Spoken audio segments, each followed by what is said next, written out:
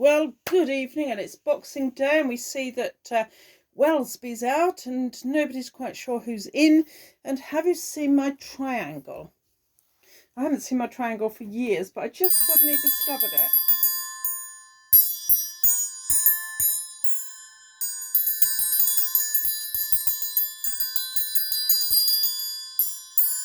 It's really, really good at this time of year, isn't it? It makes that little jingly sound that's so essential. And what I really want to share with you today is Badger Hopping Hare, Pale Ale, 4%, with hints of citrus. I mean, don't we like a little bit of citrus? So before we tickle my citrus, let's just have a quick carol, because we're not quite tired of them yet. And we've got the jolly old classic, which you do and you don't hear so much nowadays. Yes, this is a trumpet, a real silver trumpet. That's right, it's so heavy I could barely hold it. And it's cold as well.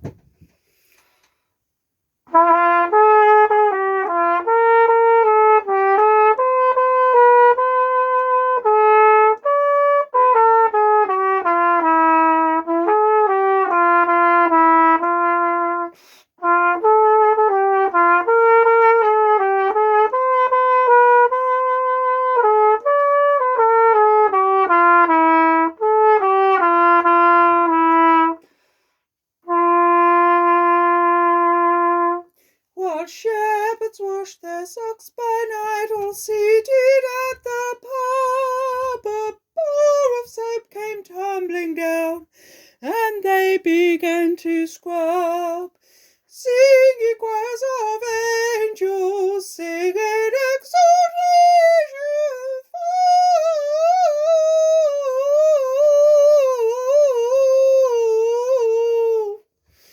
Hosanna in excelsis.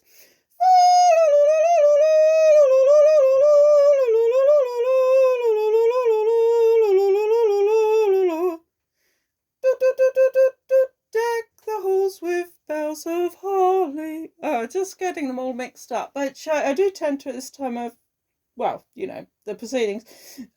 So I've just been in the Red Lion. Do get out and about to your locals. They so desperately want you to put bums on seats and all that sort of thing. And I just popped back via Spa, and all they'd really got was this, you know, Hopping Hare spring pale ale. But I thought, well, one beer's as good as another, really, isn't it?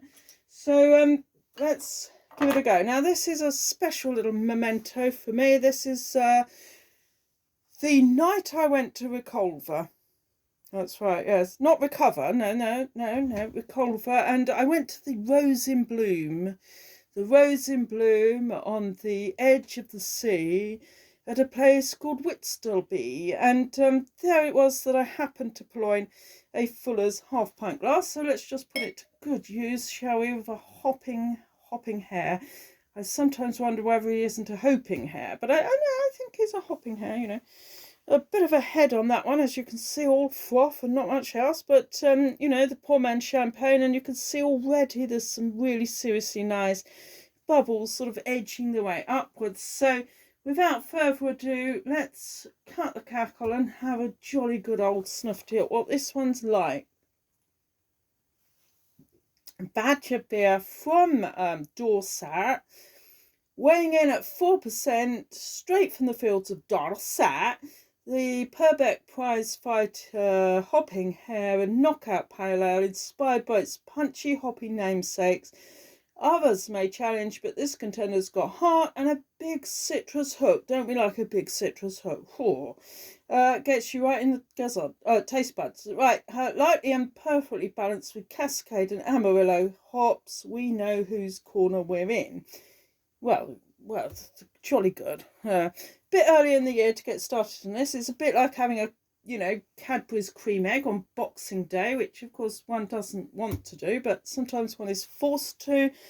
And you can see it's got a really nice sort of traditional, you know, dark gold look, a bit of a frothy top, and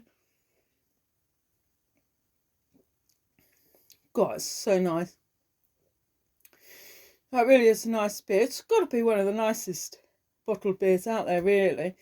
And if you do want a bit of a, you know, cheerio New Year's cocktail, what I suggest is Brecon gin. There you go. They used to call it a flesh and blood. No word of a lie.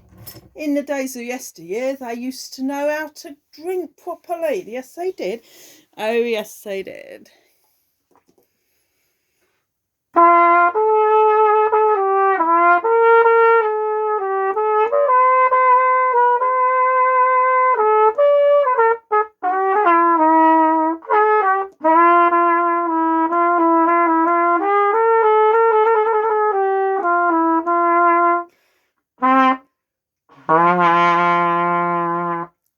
Yes, I did.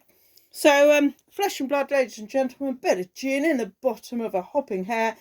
And yes, and of course I've got the rich ingredients here for a whiskey mac.